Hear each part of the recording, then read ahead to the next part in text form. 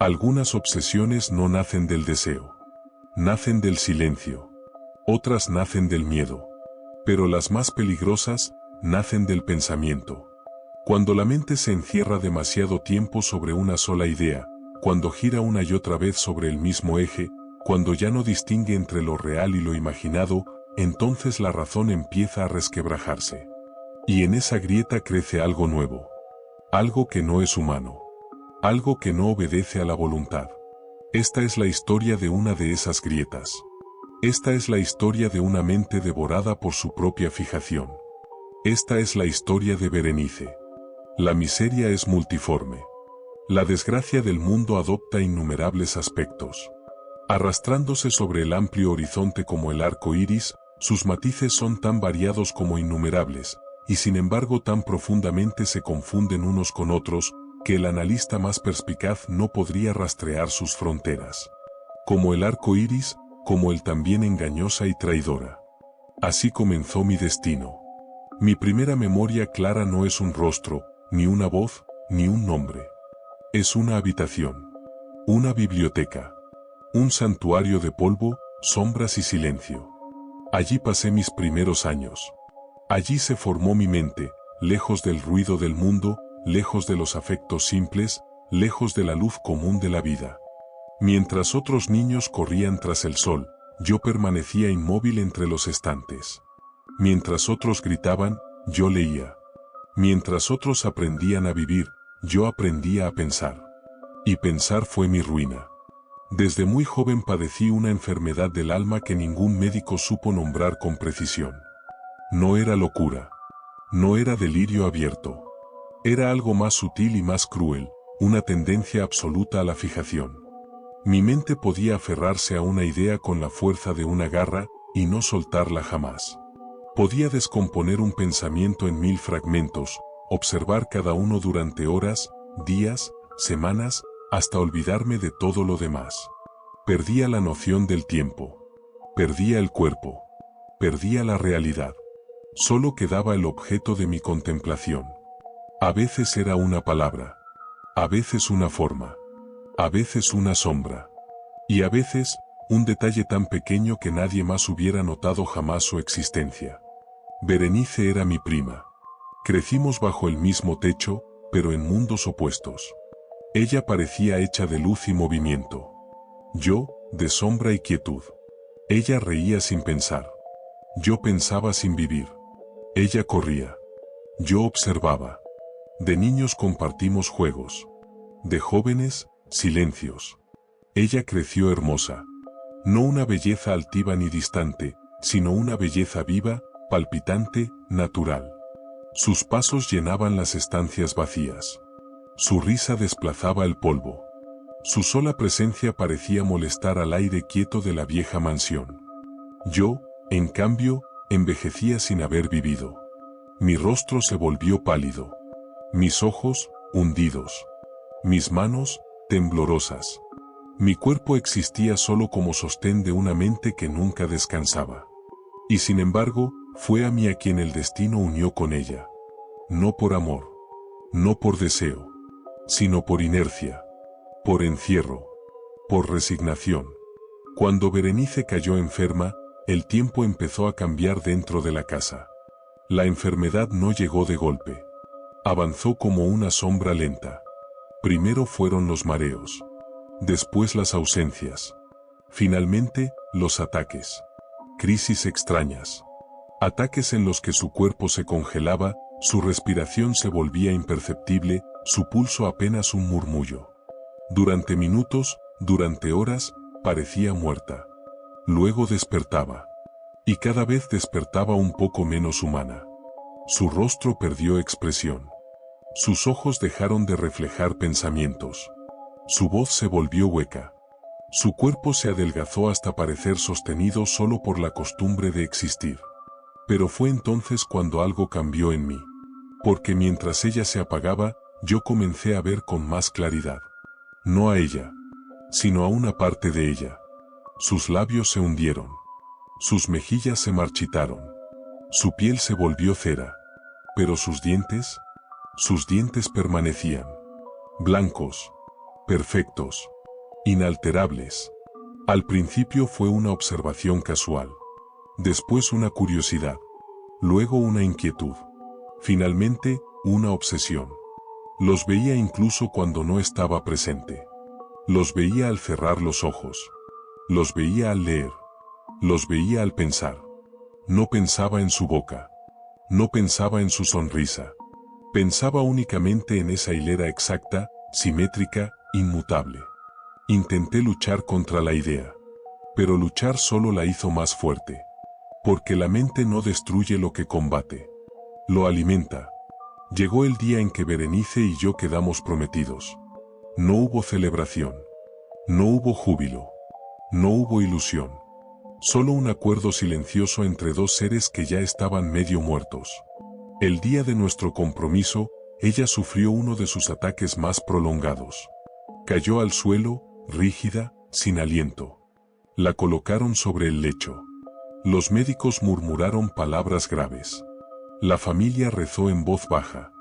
Yo permanecí sentado a su lado, observando, no su rostro, no su pecho inmóvil, no su piel pálida.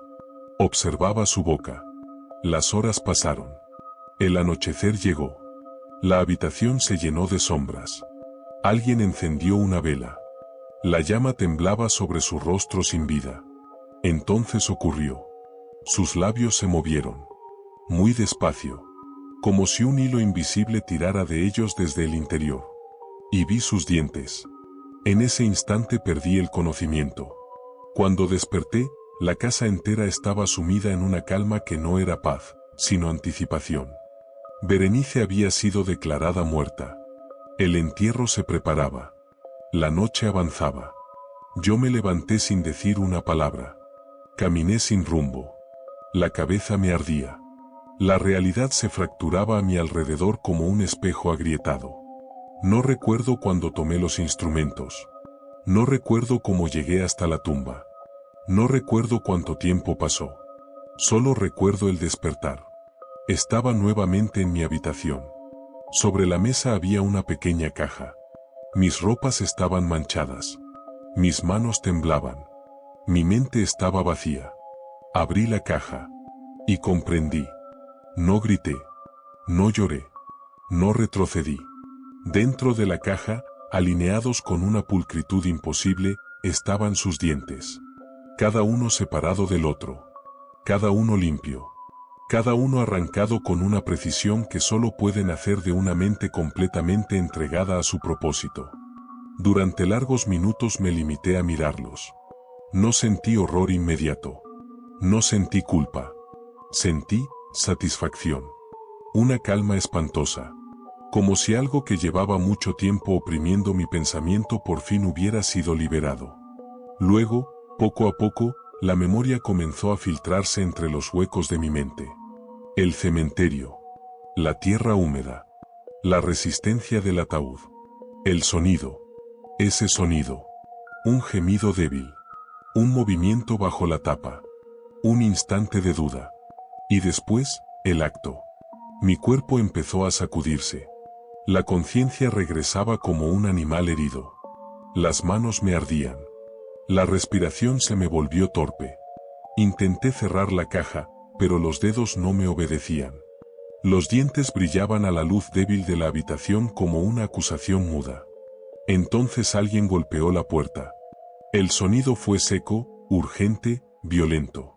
«Señor», gritaron desde el pasillo. La tumba ha sido abierta. Sentí que el mundo se rompía. Salí de la habitación como un sonámbulo. Crucé los corredores sin sentir el suelo bajo mis pies. Bajé las escaleras sin saber si descendía o caía. La casa estaba llena de murmullos, de pasos apresurados, de rostros pálidos. Al llegar al salón principal la vi. Berenice. O aquello que quedaba de ella. La habían depositado sobre una camilla improvisada. Su cuerpo estaba cubierto de tierra. Sus manos, arañadas. Sus uñas, rotas. Su pecho aún se movía, débilmente. ¿Y su boca? Su boca era una herida abierta. Vi a los criados retroceder horrorizados. Vi a los médicos palidecer. Vi a los familiares cubrirse el rostro. Vi a la muerte retroceder un paso, solo para aguardar su turno. Yo no vi nada más. Solo vi el vacío donde antes estaba mi obsesión. Berenice murió esa misma noche. Pero esta vez no hubo duda. No hubo falso sueño. No hubo catalepsia. La muerte fue definitiva. Irreversible. Total. Y yo seguí respirando. Los días que siguieron se disolvieron en un flujo espeso de tiempo sin forma. La casa quedó en silencio. Un silencio aún más profundo que antes. No era el silencio de la espera. Era el silencio de lo irremediable. Nadie me habló del crimen. Nadie me acusó. Nadie pronunció jamás la palabra dientes. El horror era tan absoluto que el lenguaje se había quedado pequeño. Yo vagaba por los pasillos como una sombra tardía. A veces me sentaba frente a la biblioteca sin abrir un solo libro. A veces recorría el jardín sin ver una sola flor. A veces me detenía frente al espejo sin reconocer el rostro que me devolvía la mirada. Dormía poco. Y cuando dormía, soñaba. Soñaba con una boca que se abría en la oscuridad. Soñaba con raíces blancas creciendo desde la tierra. Soñaba con un ataúd que respiraba. Y siempre despertaba con la sensación de que algo seguía observándome desde dentro. Mi antigua enfermedad, aquella de la juventud, regresó con una fuerza multiplicada. Ya no me aferraba a ideas. Me aferraba a recuerdos. Los trituraba. Los examinaba. Los repetía hasta el agotamiento. Revivía cada gesto. Cada segundo perdido. Cada instante que no recordaba. Buscaba un momento de duda. Buscaba un instante de lucidez. Buscaba una grieta en el horror que me permitiera pensar que todo había sido un delirio. No la encontré. La casa empezó a deteriorarse junto conmigo. La humedad avanzó por las paredes. El polvo se acumuló sobre los muebles. Las cortinas se deshilacharon. Los relojes se detuvieron uno a uno. Como si el tiempo mismo hubiera decidido abandonar aquel lugar. Nadie me visitaba. Y yo tampoco buscaba a nadie. La biblioteca volvió a reclamarme. Regresé a los estantes como quien vuelve a un ataúd familiar. Allí pasaba horas enteras sin moverme. A veces abría libros al azar y leía sin comprender. A veces solo observaba las letras como si fueran símbolos de un mundo que ya no me pertenecía. Pero incluso allí, entre miles de volúmenes, ella estaba presente. En una palabra. En una línea. En una mención casual a la boca, al cuerpo, a los huesos. Y los dientes regresaban. Siempre los dientes. Blancos. Perfectos. Inalterables. Comencé a preguntarme si mi obsesión había terminado realmente aquella noche, o si solo había cambiado de forma. Tal vez no había querido poseerlos. Tal vez había querido destruirlos. Tal vez había querido demostrar que incluso lo más perfecto puede ser profanado. O tal vez había querido demostrarme a mí mismo que aún era capaz de actuar. Que aún existía. Una madrugada desperté sobresaltado, con la sensación clara de que alguien estaba de pie junto a mi cama. Abrí los ojos bruscamente. La habitación estaba vacía. Sin embargo, el aire estaba frío. La vela se había apagado. El silencio parecía expectante. Me incorporé con dificultad. Caminé hasta el espejo. Mi reflejo era más delgado. Más viejo. Más ajeno. Al abrir la boca, por un instante creí ver un destello blanco que no me pertenecía. Me alejé de un salto. El día apenas comenzaba. A partir de entonces, comencé a notar algo más. Un detalle que al principio atribuí al agotamiento, pero que pronto se volvió imposible de ignorar. A veces, mientras caminaba por los corredores, me parecía escuchar un sonido leve detrás de mí.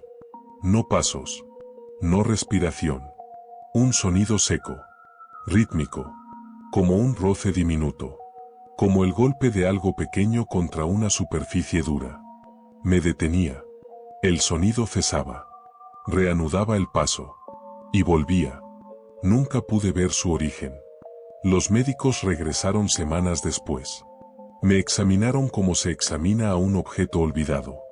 Hablaron de agotamiento nervioso, de trauma, de aislamiento, de excesiva vida interior. No les hablé de los sueños. No les hablé de la caja. No les hablé de los dientes. Porque, incluso ahora, mientras lo relato, comprendo algo con absoluta claridad. No fueron ellos quienes destruyeron mi mente. Fue mi mente la que los eligió. Comencé a vivir en un estado intermedio. No estaba completamente despierto, pero tampoco dormido. Los días se deslizaban como sombras líquidas unas sobre otras. A veces creía haber pasado horas sentado, solo para descubrir que había oscurecido. Otras veces despertaba convencido de que apenas había dormido, y me decían que habían transcurrido 2 días. La realidad ya no tenía contornos definidos. Todo era pensamiento. Todo era eco. Un mediodía, mientras deambulaba por el ala oeste de la casa, la parte más antigua, la más húmeda, la más cargada de polvo y telarañas, me detuve frente a una puerta que llevaba semanas evitando. La antigua habitación de Berenice. La madera estaba hinchada por la humedad. El picaporte, frío. Durante largos minutos permanecí inmóvil, con la mano suspendida en el aire, sin atreverme a tocarlo. No sentía miedo. Sentía atracción. Al abrir, el aire encerrado durante semanas salió como un suspiro antiguo. La habitación estaba intacta. La cama aún deshecha. Las cortinas cerradas. El espejo cubierto con un velo negro. Un ramo marchito sobre la mesa. Entré. Cada paso era una profanación. Me acerqué lentamente al lecho. La forma de su cuerpo ya no estaba allí, pero su ausencia pesaba más que su presencia. Me senté. La tela crujió bajo mi peso. Bajé la vista hacia el lugar donde alguna vez estuvo su rostro. Y entonces ocurrió algo absurdo. Sonreí. No por alegría. No por alivio. Sonreí como sonríe un mecanismo que finalmente completa su ciclo.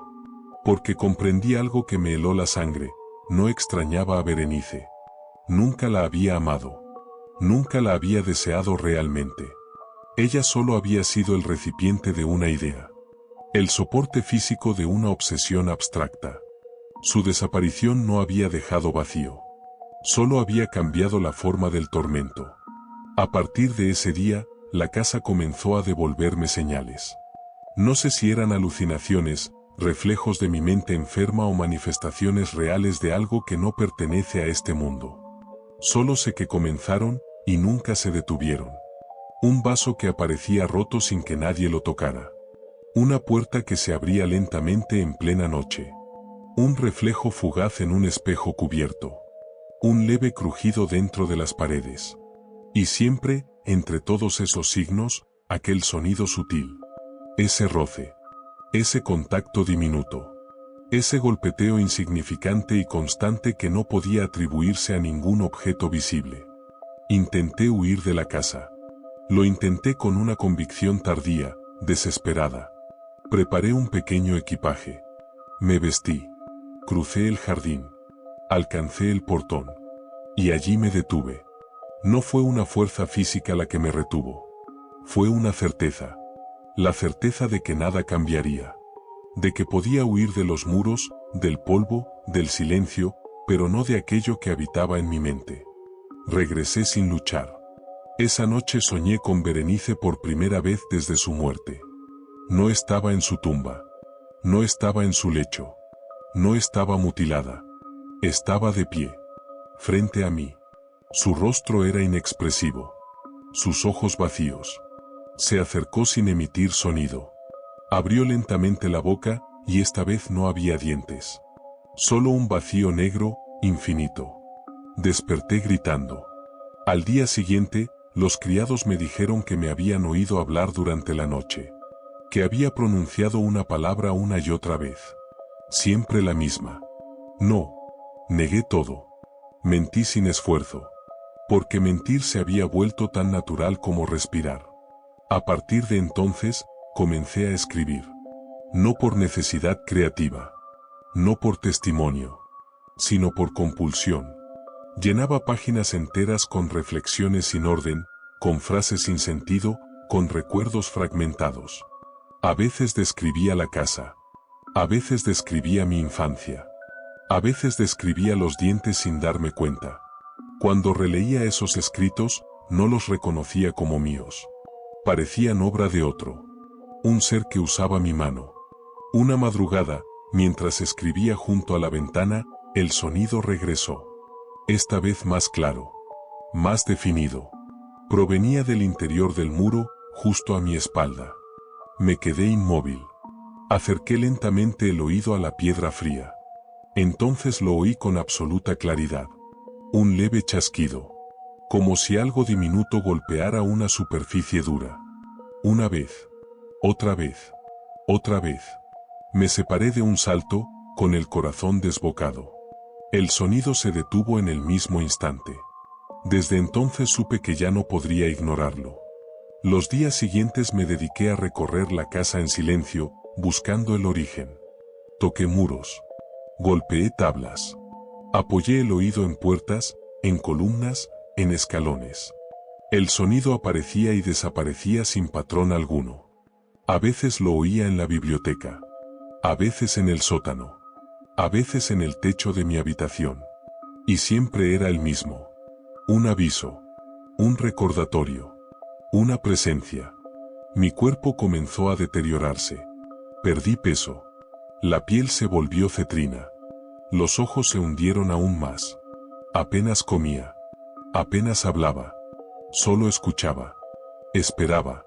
Una tarde, mientras caminaba por el pasillo que conducía a la biblioteca, lo vi. No de frente. No claramente. Lo vi de reojo. Un destello blanco. Giré la cabeza con violencia. Nada. Pero supe, en lo más profundo de mí, que no había sido una ilusión. Esa noche volví a soñar. Esta vez la casa estaba vacía. Todas las habitaciones desnudas. Todos los muebles ausentes. No había libros. No había cortinas. No había puertas. Solo muros interminables. Y de esos muros brotaban dientes. Miles de ellos. Incrustados en la piedra. Como semillas. Como estalagmitas blancas. Desperté empapado en sudor. Al amanecer tomé una decisión que ya estaba escrita desde el principio. Debía volver a la tumba. El cementerio me recibió con una niebla baja. La tierra todavía mostraba marcas del pasado. La lápida de Berenice estaba torcida.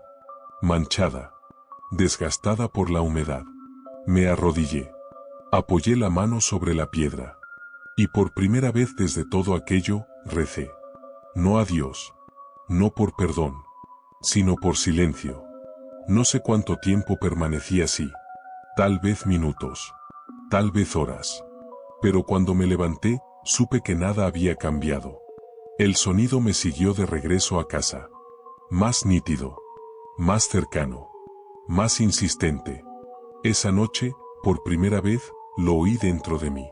No en los muros. No en el suelo. No en el aire. Dentro de mi cabeza. Un leve golpeteo rítmico, como si algo quisiera salir. O como si algo ya hubiera salido, y regresara.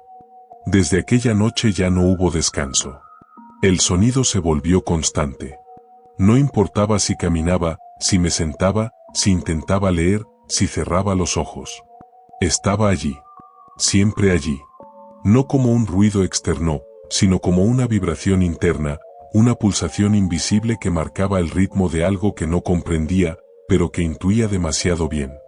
Al principio traté de resistirme. Apliqué la razón como un bisturí. Me dije que todo era producto del agotamiento, del trauma, de la mente enferma que se observa a sí misma hasta el abismo. Me repetí que no había nada real en aquel golpeteo. Que la tumba estaba cerrada. Que el pasado había quedado atrás.